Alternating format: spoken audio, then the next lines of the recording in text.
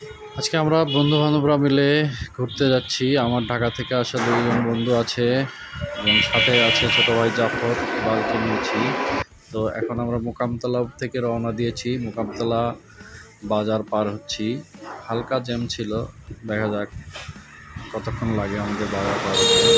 তো খুব তাড়াতাড়ি আমরা জ্যাম শেষ করে আবার চলে আসলাম রংপুর ঢাকা হাইওয়ে রোড ধরে আমরা যাচ্ছি রংপুরের দিকে যাচ্ছি। রাস্তার সুন্দর ছিল, কিন্তু গরম এত বেশি ছিল যে আসলে টেকা যাচ্ছিল না। তো এই যে আমাদের বিপুল রাব্বি পিছনে আছে।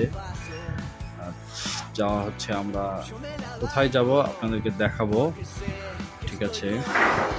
আমরা এখন আছি এটা মনে হয় গোবিন্দগঞ্জের কাছাকাছি আছি। গোবিন্দগঞ্জ পার হওয়ার পরে আমরা আবার যাব যে জায়গা, ওই গন্তব্যস্থলের দিকে যে রাস্তাটা, ওই দিকে যাব।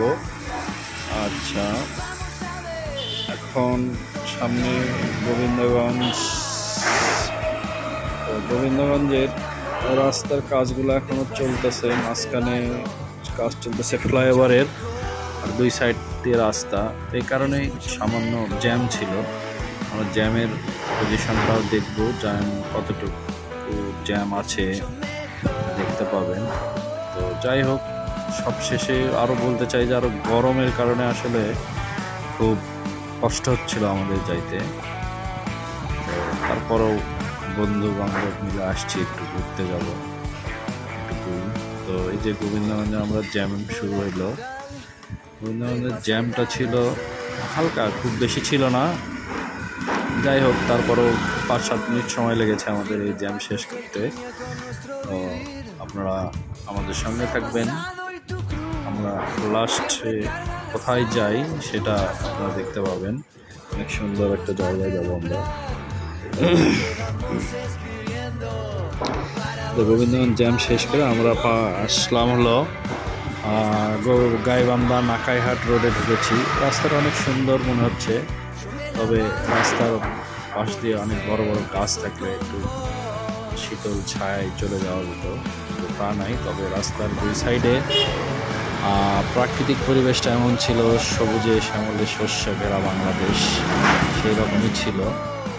অনেক সুন্দর, চারপাশে শুধু সবুজের সমারোহ দেখা যাচ্ছে, যদিও এখন কোনো ফসল নাই। আমরা আছি নাকাইহাট রোডে। এরপরে আমাদের সামনে আরেকজন বন্ধু ওয়েট করছে বা আসবে, ওখানে আমরা একসঙ্গে হব। সেটা মহিমাগঞ্জ থেকে রওনা দিয়েছে, এখানে আমরা যাব। মহিমাগঞ্জে থেকে রওনা দিয়েছে, সে আসে দাঁড়াবে বড়দহ ব্রিজ সামনে, হয়তোবা আর বেশি দূর নাই বড়দহ ব্রিজ। তো বড়দহ ব্রিজে আমরা ওয়েট করব। এই যে আমরা বড়দহ ব্রিজে চলে এসেছি। বড়দহ ব্রিজটা অনেক বড়, এটা কোন নদী, সম্ভবত বাঙালি নদী কিনা জানি না। বড়দহ ব্রিজে আবার 5 টাকা টোল দিতে হবে। তো আমরা টোল দেওয়া শেষ করে, এখানে যেহেতু একটু বড় গাছ ছিল, ছায়া ছিল, তো এখানে ওয়েট করব। আমরা একটু পানি খাবো, চা খাবো, দেখি কি করা যায়। ঠান্ডা পানি, আইসক্রিম খাওয়া দাওয়ার পরে ওই বন্ধু আসলো,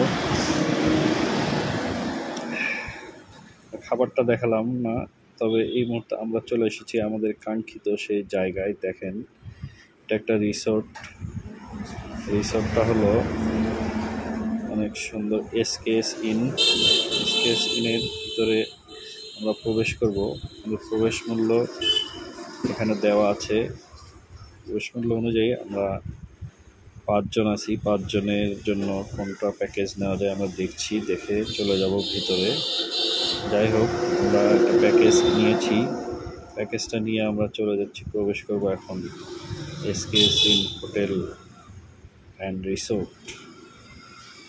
আমরা ভিতরে গিয়ে কি করব, অনেক মজার কিছু আছে। আমরা সুইমিং আছে, রাইড আছে, বিভিন্ন এগুলো দেখবো, ঘুরবো।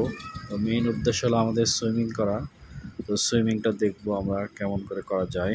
এখানে ঢুকে আমরা একটু সুইমিং করলাম, তো সবাই সঙ্গে থাকবেন, আরও সামনে ভিডিও আসবে। ধন্যবাদ সবাইকে।